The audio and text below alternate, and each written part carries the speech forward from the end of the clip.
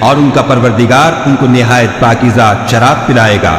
یہ تمہارا صلہ ہے اور تمہاری کوشش خدا کے ہاں مقبول ہوئی۔ اے محمد صلی اللہ علیہ وآلہ وسلم، ہم نے تم پر قرآن آہستہ آہستہ نازل کیا ہے، تو اپنے پروردگار کے حکم کے مطابق صبر کیے رہو اور ان لوگوں میں سے کسی بد عمل اور ناشکرے کا کہا نہ مانو، اور صبح و شام اپنے پروردگار کا نام لیتے رہو، اور رات کو بڑی رات تک اس کے آگے سجدے کرو اور اس کی پاکی بیان کرتے رہو۔ یہ لوگ دنیا کو دوست رکھتے ہیں اور قیامت کے بھاری دن کو پس پشت چھوڑے دیتے ہیں۔ ہم نے ان کو پیدا کیا اور ان کے مفاصل کو مضبوط بنایا، اور اگر ہم چاہیں تو ان کے بدلے انہی کی طرح اور لوگ لے آئیں۔ یہ تو نصیحت ہے، جو چاہے اپنے پروردگار کی طرف پہنچنے کا رستہ اختیار کرے، اور تم کچھ بھی نہیں چاہ سکتے مگر جو خدا کو منظور ہو۔ بے شک خدا جاننے والا حکمت والا ہے، جس کو چاہتا ہے اپنی رحمت میں داخل کر لیتا ہے، اور ظالموں کے لیے اس نے دکھ دینے والا عذاب تیار کر رکھا ہے۔